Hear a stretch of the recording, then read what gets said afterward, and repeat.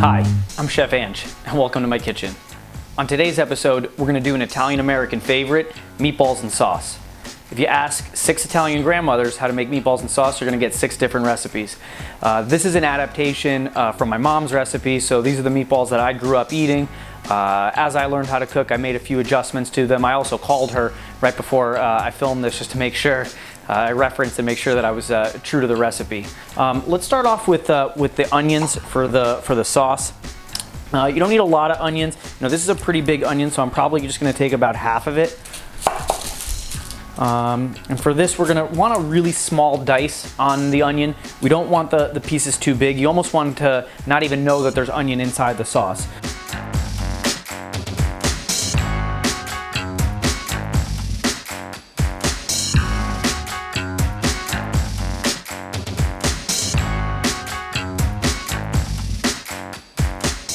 So now from here, I'll take this and I'm gonna put these inside my containers. Anytime I'm working cutting board and then going to assemble stuff on the stovetop, I like to put all my stuff in these small containers, and this allows you to be very neat and very organized, and that's a big part of cooking, is just being neat and organized. Ooh, that onion got me.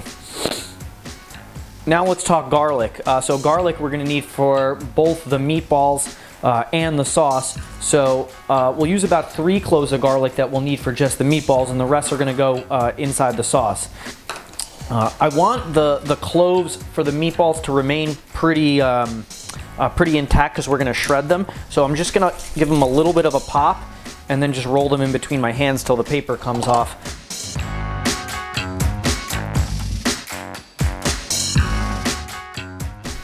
Good. Okay, so now the rest of them, we're gonna leave the cloves pretty whole, but we're gonna smash them, and this is just another way to take off the paper off the garlic, because I don't need the clove to be intact. I'm not gonna chop it. I'm actually just gonna throw the cloves into the sauce, large like this, but just a little crushed. And once I crack the garlic, the paper should loosen up, and what we're doing there is just releasing all the juices from the garlic so they can go into the sauce.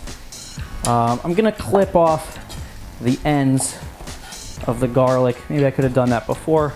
I'm gonna make sure I do that now because these are gonna go inside the sauce. As you'd be eating or serving this, if you see a big chunk of garlic, you would take it out. But just in case anybody eats any of them, you don't want that woody root end to be eaten.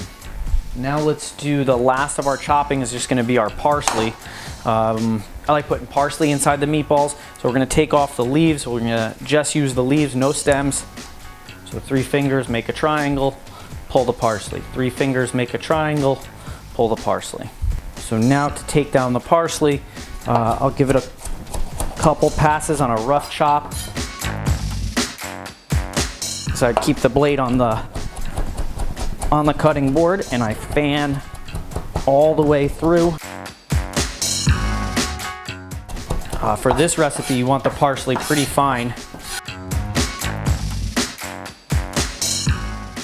And when you're working in the kitchen, always try to work as neatly as possible and clean in between steps. It's gonna make everything so much easier, and when you're neat and organized, you can actually operate faster in the kitchen. Okay, now let's assemble our meatballs. So for the meat for this, we're gonna use pork, beef, and veal. So this is the classic meatloaf mix. So here I have a half a cup of pecorino romano and a half a cup of shredded Parmesan, and we'll throw that right on top. This is 1 cup of seasoned breadcrumbs. And these are panko breadcrumbs.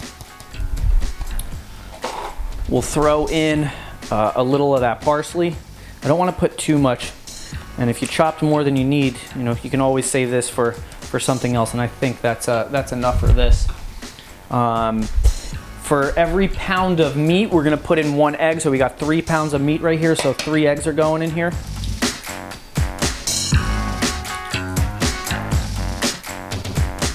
Now what we're gonna do too is we're gonna take 3 of those garlic cloves that we left, and we're gonna use our tower shredder, and we're gonna shred some garlic right inside there. If any big pieces fall in, that's okay. It's all part of the game.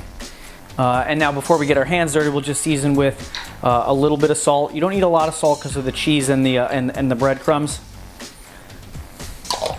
Just a little bit, and some black pepper. If you have already ground black pepper, that's great, but the fresh ground stuff's usually the best. You know, fresh ingredients make good food. When you're mixing your meatballs, you don't want to over mix them, so you want to make sure you're very efficient mixing everything together so you don't have to mix it for a long time in order to get it all mixed up. And the easiest way is just get those hands in there and just start folding all the ingredients together. So when I'm forming my meatballs, I want my meatball to be about the size of like a racquetball, so a little bigger than a golf ball, but not the size of a baseball. That looks pretty good, and now, so since I made the first one, I'll try to make all of them to that size. And again, I'm going more based on feeling than anything.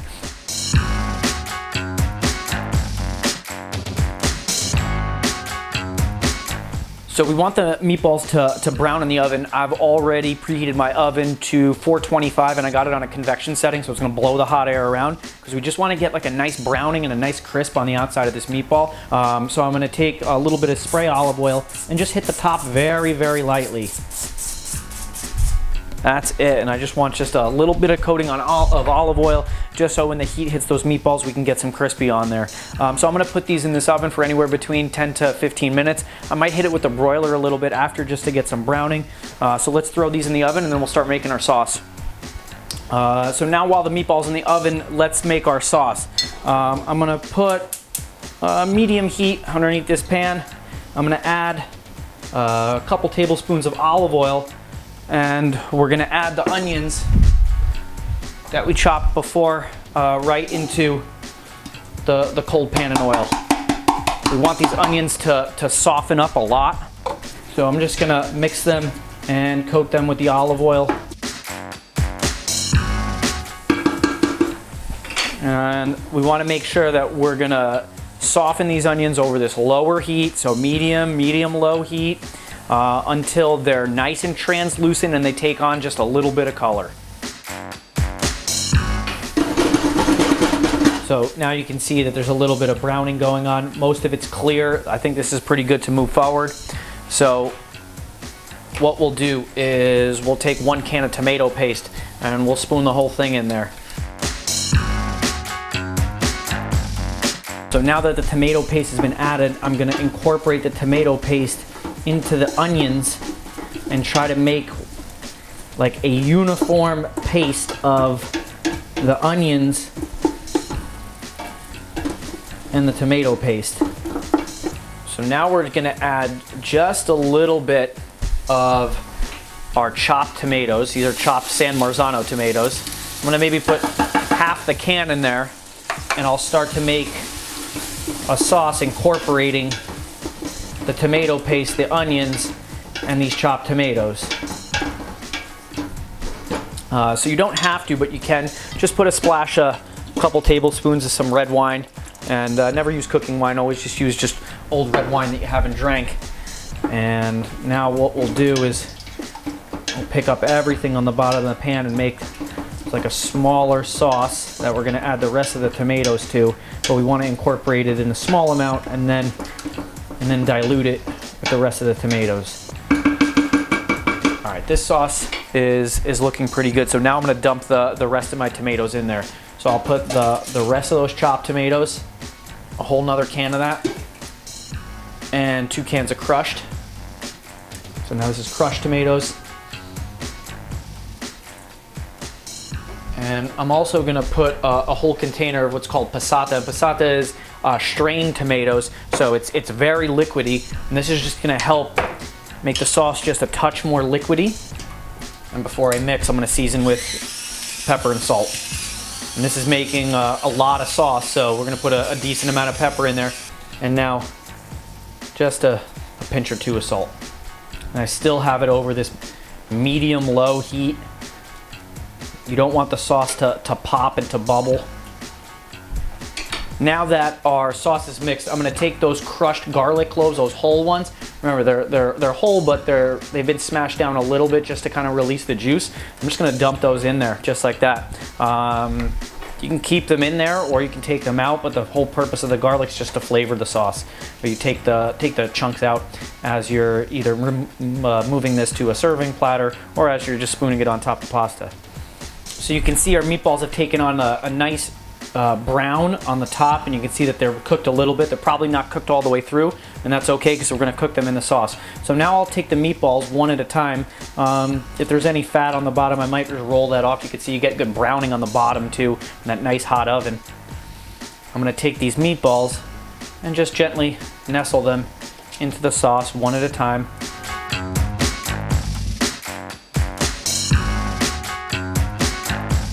Okay, so no visible meatballs on the top. Everything's covered. Just make sure that they're all pushed down and nothing's sticking out. And now I'm just gonna keep this sauce over a medium low to a low heat and just simmer them for about 35 to 45 minutes. So our sauce and meatballs are almost done. So now I'm gonna take our basil that I'm gonna chop up. I'm gonna put some inside the sauce and we're gonna sprinkle some on top on our serving platter. So to cut basil, it's pretty simple. We'll take as many of the leaves as we can, and we'll stack them, just one right on top of the other. I don't think they even need to point in the right direction because we're just gonna stack them and slice them.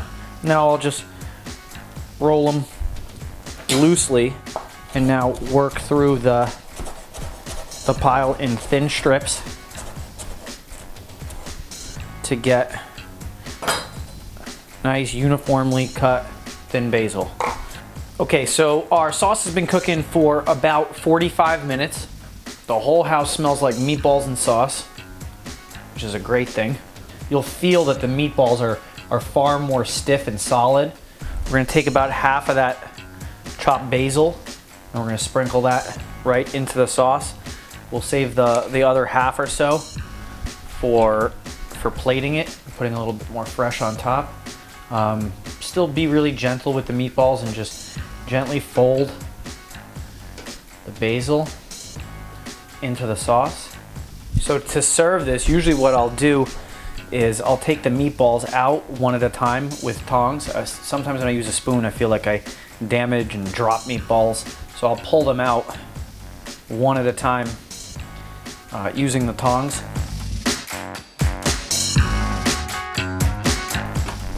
And now on top of that, I'll take some sauce and spoon it right over the top. So now we got our big plate of meatballs. We'll sprinkle a little bit more fresh basil on top. And then we'll take some fresh pecorino romano and shred that right on top. Nothing like the fresh stuff. Maybe touch more basil right on the top. Just a pop of color. Boom, look at that. This is a nice, sexy bowl of meatballs.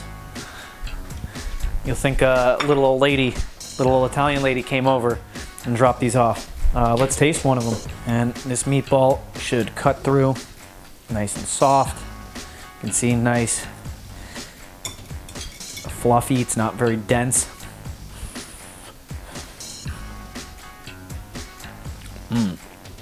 That's a good meatball. Well, I'm Chef Ange. If you like this video, leave comments, like the video. Don't forget to subscribe to my channel, and we'll see you next time.